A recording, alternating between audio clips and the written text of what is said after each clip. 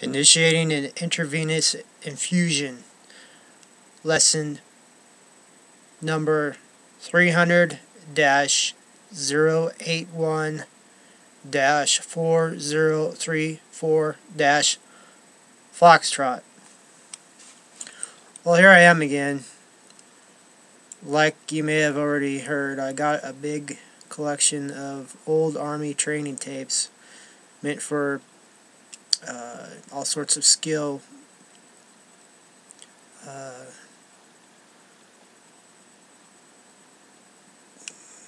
What would the word be? Skill familiarization.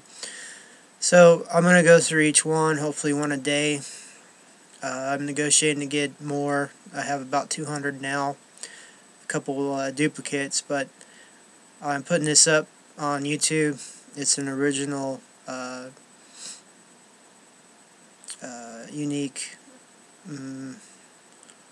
feature, and it's very hard to be original and unique on YouTube. And so we're going to listen to this tape, and this is, of course, the Military Industrial Museum channel on YouTube. I will be your host while we listen. Hopefully this tape will play. I've never played it before. I bought some used equipment in order to be able to utilize these tapes, and so there's a lot of ifs, so bear with me, and I'll go ahead and insert the cassette and we'll see what happens.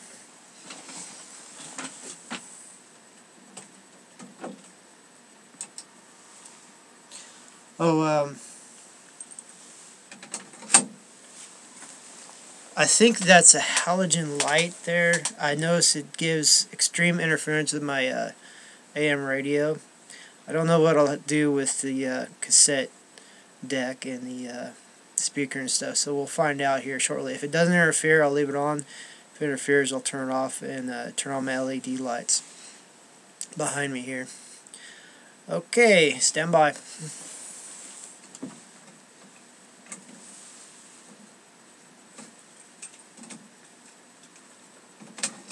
I'm still learning how to insert a cassette. It's been a while. Okay, here we go.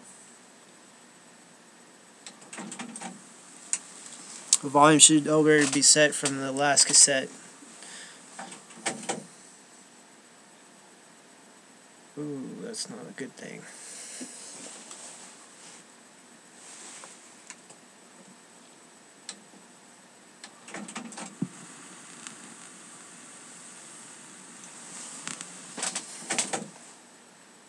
You hear that? It's disengaging.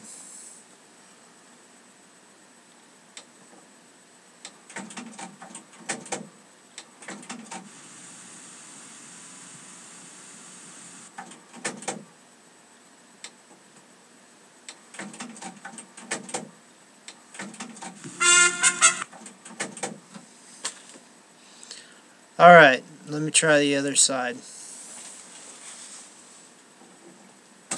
This is what happens when you have used equipment. Sometimes it doesn't want to operate.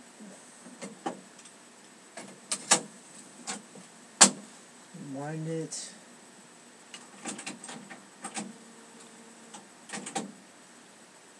Play.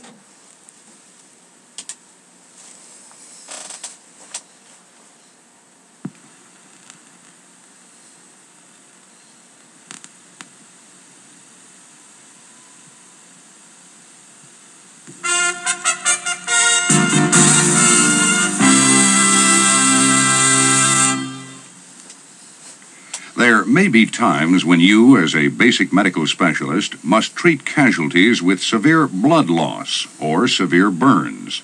The casualty will usually need an intravenous infusion, or IV, as soon as possible. In your job as a basic medical specialist, you must be able to initiate an IV. This is the purpose of this lesson, to teach you about the procedures for initiating an IV in a field situation. The purpose of an IV is to supply additional fluid to replace body fluid that has been lost by the casualty. The fluid you may be using in the field will usually be a solution called Ringer's lactate, which is a part of your equipment in your medical kit. The objectives for this lesson are 1. Inspecting the IV equipment, 2. Assembling the IV equipment, and 3. Initiating the IV. You will need a pencil and writing paper for this lesson. When you're ready to continue, push the Proceed button. In initiating an IV, the first step is the inspection of the IV bag and tubing. Take a few minutes to become familiar with each of the parts shown. In your inspection, you should look for an indication of equipment contamination. Also, you should check the equipment to determine if it is working properly. The fluid should be crystal clear and colorless. Often, the equipment is stored where excessive heat, cold, or humidity would affect it in some way. Some of the things you should check for in your inspection are 1. Discoloration of the fluid, 2. Leaks, 3. Cracks, 4. Needle or catheter defects. Wash your hands prior to administering an IV. You may use a wash pack to wash your hands. First, remove the IV solution bag from the plastic container that is covering the IV bag. Examine the IV bag for leakage. If the bag is already wet when you remove it from the protective cover, do not discard it. It may be only condensation. Squeeze the bag to see if it is leaking. Check for fluid discoloration and particles in the fluid. If any of these are found, discard the bag. Also, check to see if caps are on the outlet tubes, which are at one end of the bag. Next, you should remove the IV tubing from its container. Part of the tubing in the container is coiled. You should uncoil the tubing, double the tubing, and stretch it. Stretching the tubing is a good way to detect defects in the tubing. To inspect the tubing, begin at the end where the needle or catheter is found and pull the tubing through your hands and inspect the tubing. As you check the tubing, check the parts that are attached to the tubing. First, check the adapter on the end of the tubing. Look for obvious discoloration holes or cracks. Do not remove the needle cover at this time. The next item we'll examine is the clamp. Check the clamp to see if it's working properly. The clamp is used to control the flow of fluid through the tube. There are two types of clamps that open or close the tube. There is a screw clamp and a roller clamp. If you are using a screw clamp, you close it by turning the screw clockwise. For a roller clamp, move the roller up for opening or down for closing. You should now loosen the clamp and slide it down the tube and leave it 6 to 8 inches below the drip chamber, as shown here. As you move the clamp, check the tubing for any discoloration or cracks. Place the clamp in the closed position by tightening the valve. The drip chamber is the next part of the tubing you should check. Examine the drip chamber for cracks. The drip chamber serves as a reservoir for the IV fluid. This lesson does not require actual performances of the task, so you will now have a practice exercise consisting of questions. If you answer the questions correctly, you should be able to put what you have learned into practice. Place your answers on your paper and check your answer when it's given. The purpose for giving IV fluids is to A. Replace actual blood. B. Supply additional fluid to replace body fluid that the casualty is losing. C. Keep the casualty comfortable. D. Prevent further injury. The answer is B. Indicate 3 reasons for inspecting the IV equipment. A. Determine if the parts are free from defects. B. Pass an inspection by the next higher command. C. Determine if parts are free from contamination. D. Prevent having to replace the IV later and start over if you find that the equipment is not working properly. The answers are A, C, and D.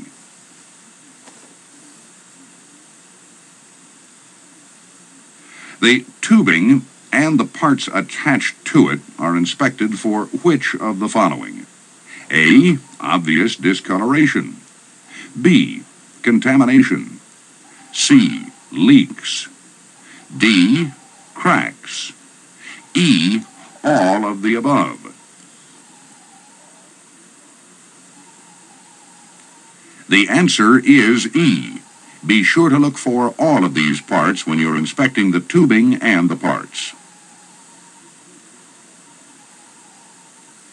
Indicate 3 of the following steps that you should perform when you inspect the clamp. A. Determine if it works properly. B. Move the clamp 6 to 8 inches from the drip chamber. C. Close the clamp. D. Leave the clamp open. The 3 steps are A, B, and C.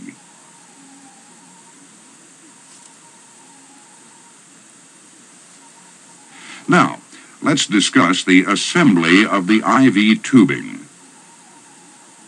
The first thing you should do is remove the protective cover from the spike. Now, remove the cover of one of the short tubes found on the end of the IV bag. Be careful not to touch the tube or the spike. Twist the spike firmly into the tube that you just removed the protective cover from. Invert the bag and hang the bag from an object such as a tree limb or a rifle or pole attached to the litter some 12 to 18 inches above the casualty. If nothing is available to hang the bag from, place it on the casualty's chest. Remember that for the fluid to flow adequately, the bag must be elevated above the site of the insertion of the IV. Now, fill the drip chamber 1/2 full by gently squeezing it. Squeezing the drip chamber will allow the IV fluid to flow into the chamber. Release the clamp and allow the fluid to run until it fills the tubing. Now, close the clamp. Often, bubbles will develop in the tubing or the drip chamber. You must clear the tubing of these bubbles. To remove the bubbles above the clamp, lightly tap the area of the tubing where the bubbles are found until the bubbles rise into the drip chamber. To remove the bubbles from the tubing below the clamp, hold the tube up and take a small section of the tubing at a time and tap the bubbles toward the needle adapter. Do not remove the adapter on the end of the tubing at this time to allow the bubbles to escape. Wait until you are almost ready to attach the adapter to the catheter. At this time, place 3 strips of tape about 6 inches long on the bag to use later to secure the over-the-needle catheter and tubing. Also, you may hook some of the tubing over the IV pole so the tubing is out of your way while inserting the needle. Now, you will have another practice exercise in which you'll answer questions instead of performing the task.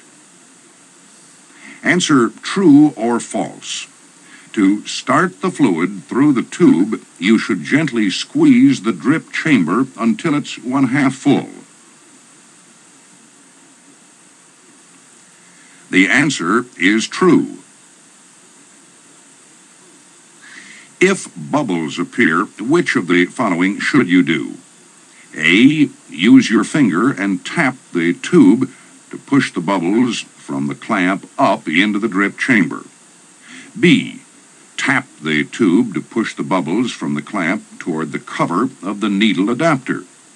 C. Do not remove the adapter cover at this time. D. All of the above. The answer is D.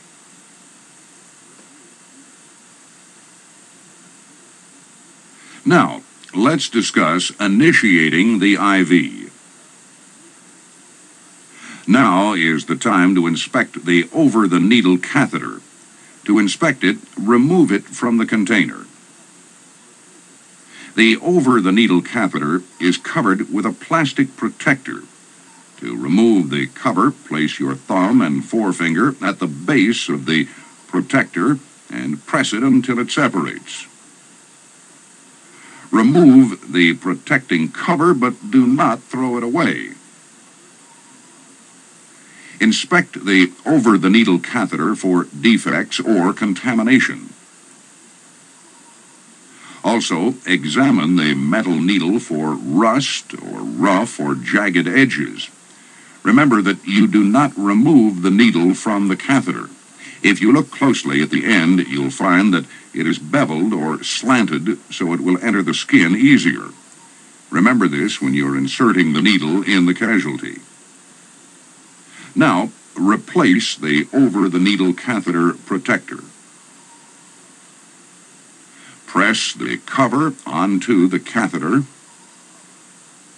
At this time, open the clamp. Remove the adapter cover. Place the adapter downward and allow the fluid to flow until all air bubbles are out of the tube. Close the clamp.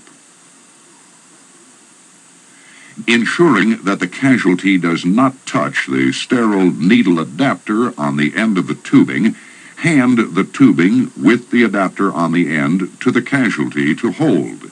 If the casualty is not conscious, place the adapter on a sterile gauze which has been placed on his chest. Unwrap a sterile gauze, being careful not to touch the gauze. Place the gauze on the casualty's chest. Leave the gauze in the wrapper so it will not get contaminated. Now, let's discuss the location of a site for the IV. The IV is usually administered in an arm or a leg according to the casualty's injury. If the casualty's arms are injured, you will have to use another location such as the legs. A good location for the IV is on the inner aspect of the forearm, as shown here. The veins in this area are usually visible and easily accessible. But an IV in this area is both uncomfortable and inconvenient to the casualty. If you can detect a vein on the dorsum or back of the forearm, place the IV in this location. This should be a more comfortable location for the casualty. There are several things you should keep in mind while selecting the infusion site. They are: 1. Do not use veins near joints. 2. Do not use veins that are crooked, hardened, or scarred. After you have determined the location for the IV, place a constricting band or tourniquet 2 to 6 inches above the site selected for the IV. Apply the constricting band or tourniquet band around the arm. Make a bow out of one end of the band and pull it under the other end of the band, as shown here. When you're ready to release the band, you can pull the end of the bow and it will release easily. Next, have the casualty open and close his fist repeatedly, and then keep it closed while you clean the site.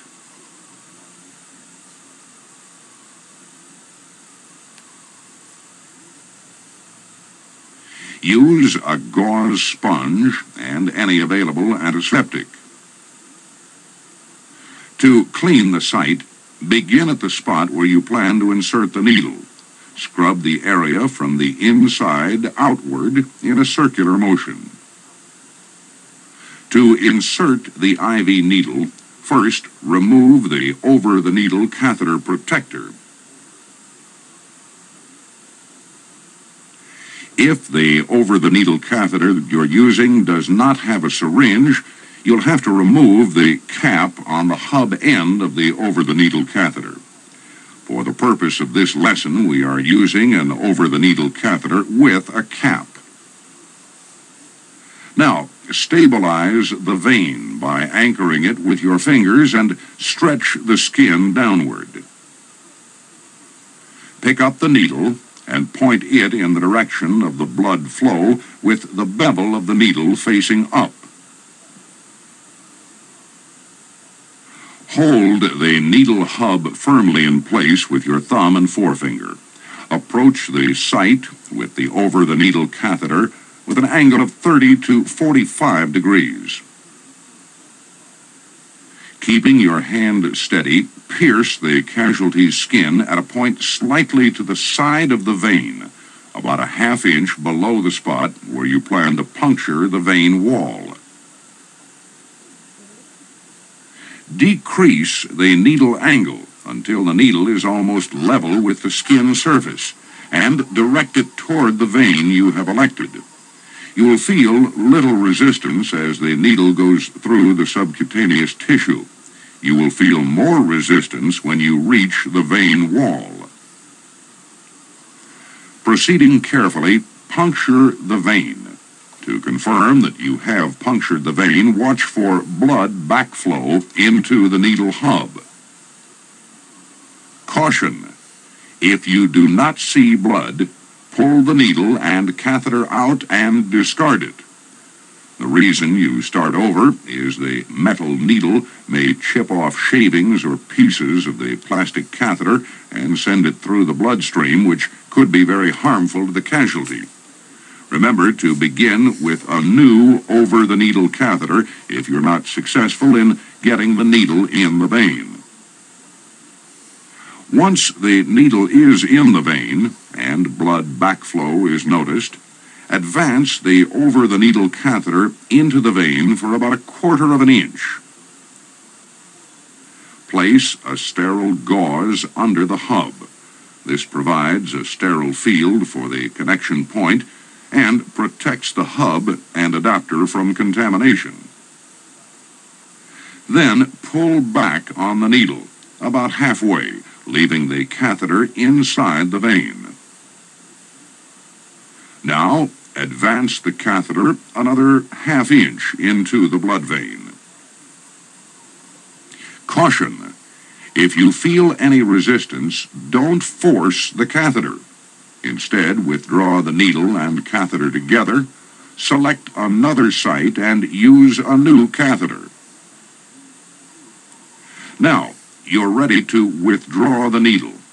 If the needle sticks inside the catheter, grasp the catheter hub firmly and rotate the needle to loosen it. With your finger, press lightly on the skin over the catheter tip to prevent bleeding. While holding the catheter hub in place with your thumb, remove the needle. Keep your finger pressed against the catheter tip. Connect the needle hub into the catheter. Twist the tubing a half-turn to the right or left to prevent it from accidentally separating. Release the constricting band at this time by pulling the end of the band that has the loop in it. When you have completed the connection, release the clamp and allow the fluid to run freely. Observe the surrounding area for the following: 1. Edema or swelling. 2. Redness around the needle. 3. Leakage in the equipment. If leakage is found, or if any problems in the tubing are found, take corrective action if possible. If the problem cannot be corrected, remove the equipment and begin the IV again. Now, dress and tape the site. Secure it with 2 strips of tape across the catheter hub and pad. Use the tape that you earlier placed on the bag.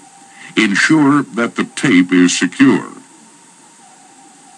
Next, make a loop in the tubing and tape the tubing to the arm. If the tubing is caught and pulled, the loop will help prevent the catheter from being pulled out of the arm. Be sure to continue to check the casualty while he is waiting to be evacuated. Now, you'll have another practice exercise consisting of questions for you to answer. You should inspect the over-the-needle catheter for which of the following? A. Rust on the tip of the needle. B. Cracks. C. Jagged edges on the needle or catheter. D. All of the above. The correct answer is D. When you are attaching the tube to the needle, which is not a step? A. Remove the protective cover from the needle and spike. B. Twist spike into the end of the tubing extending from the bag. C. Invert the bag and hang the bag on an object or place it on the casualty's chest. D. Allow the fluid to drain through the tubing. E. Clean the area with antiseptic. The answer is E. Answer true or false. The preferred location for initiating an IV is on the back of the hand. The answer is false. The better location is on the outer portion of the forearm. Answer this statement, true or false. To clean the IV site, you can use any available antiseptic and gauze and then clean the area in a circular motion from the center outward. The answer is true. Which is not a step in inserting the needle? A. Place a restricting band 2 to 6 inches above the site selected for infusion. B.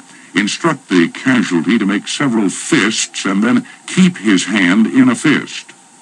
C. Use the thumb to pull the skin tight. D. Insert the needle at a 30 to 45 degree angle. E. Do not lower the needle. The answer is E. Once the needle is in the vein, which of the following is not a correct step? A. Drop the needle to the level of the skin. B. Push the over-the-needle catheter in about 1/4 of an inch. C. Slowly pull back on the needle to 1/2 the length of the catheter. D. Push the catheter another 1/2 inch into the vein. E. Clean the area around the needle hub. The answer is E. True or false? A very important caution that must be remembered in using the over-the-needle catheter is not to reinsert the needle once it has been withdrawn from the catheter. true. Remember to use a new over-the-needle catheter if you're not successful in hitting a vein. True or false?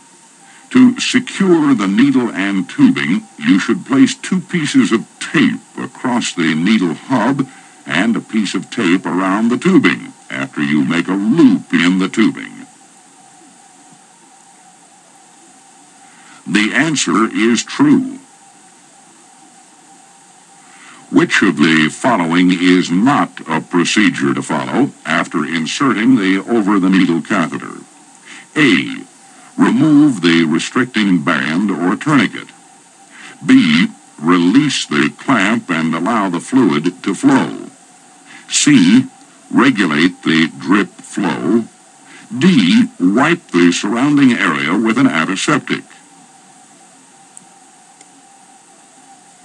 The answer is D. Answer this statement true or false. To determine if the needle has entered the vein, check the backflow. The answer is true. Now that you have seen how you would initiate an IV, let's take a self-evaluation to determine your knowledge of the procedures. There will be 10 questions. Therefore, number your paper 1 to 10. Write the answer to each question after the number. Press the Proceed button when you're ready to begin.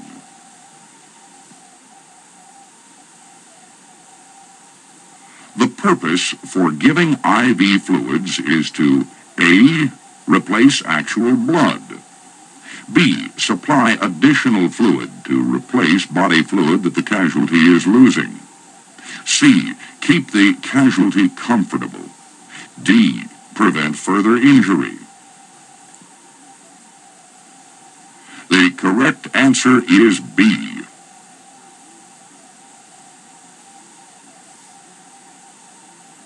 Indicate 3 reasons for inspecting the IV equipment. A. Determine if the parts are free from defects. B. Pass an inspection by the next higher command. C. Determine if parts are free from contamination. D. Prevent having to replace the IV later and start over if you find that the equipment is not working properly. The answers are A, C, and D.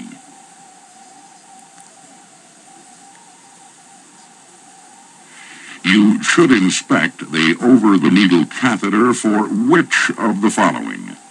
A. Rust on the tip of the needle. B. Cracks. C. Jagged edges on the needle. D. All of the above. The answer is D. Answer this statement true or false. To start the fluid through the tube, you should gently squeeze the drip chamber until it's half full. The answer is true. If bubbles appear, which of the following should you do? A. Use your finger and tap the tube to push the bubbles from the clamp up into the drip chamber. B. Tap the tube to push the bubbles from the clamp toward the cover of the needle adapter. C. Do not remove the adapter cover at this time. D. All of the above. The answer is D. Answer true or false. The preferred location for initiating an IV is on the back of the hand. The answer is false. The better location would be on the outer portion of the forearm. Answer true or false. To clean the IV site, You can use any available antiseptic and gauze and then clean the area in a circular motion from the center outward. The answer is true. Which of the following is not a step in inserting the needle? A. Place restricting band 2 to 6 inches above the site selected for infusion. B. Instruct the casualty to make several fists and then hold his hand in a fist.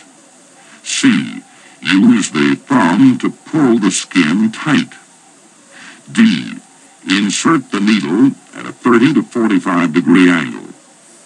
E. Do not lower the needle. The answer is E.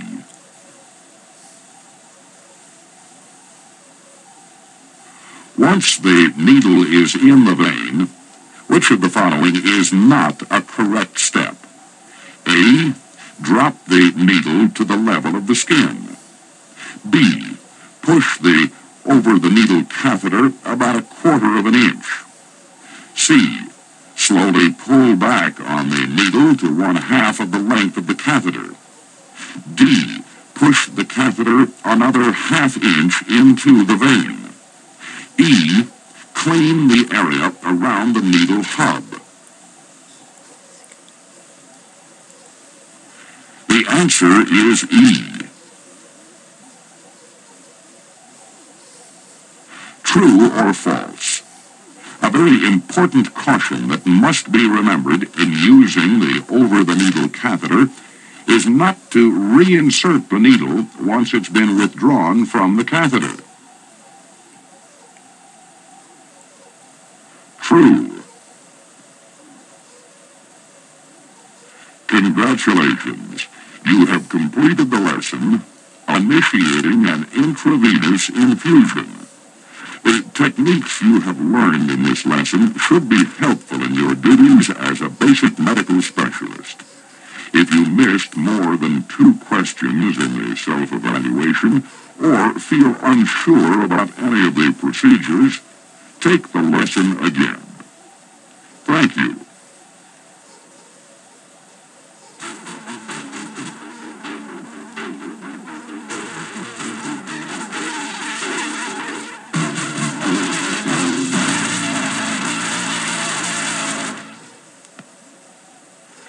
You have just completed a tech lesson. Please rewind your film cartridge and tape cassette.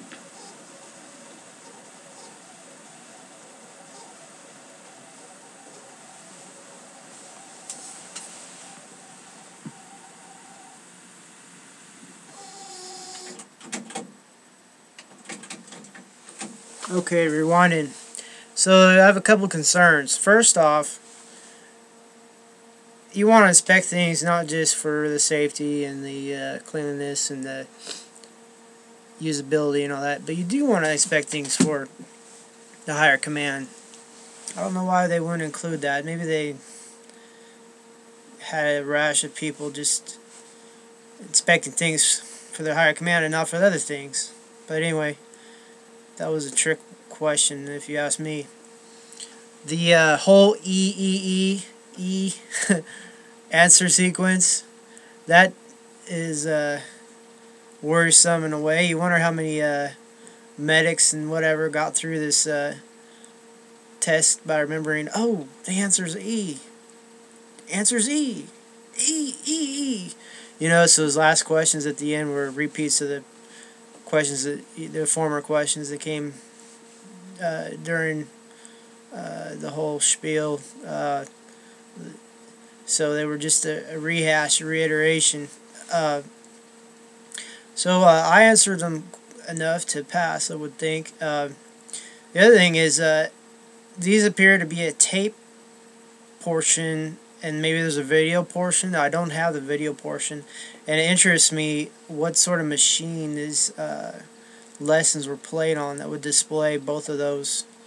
Maybe some sort of slide projector, some kind of video phone looking thing. It's interesting. I saw Circa in 1978 on some of these tapes. So if anybody knows anything about what the heck these were used for, I have imaginations that these are in some bunker at the end of the world where they're trying to train people and stuff, and everything else is nuked or gone on the outside of the bunker, and they're sitting these people down trying to train them on this stuff, and it's like last ditch effort, and like that, or maybe not. Maybe it was a very common integral part of the Army training system, or maybe it was a prototype that was never implemented. Either way, I've never ever seen taped lessons during my service in the Army or the Army National Guard. So these are a treasure. As you can tell, they're degrading with time.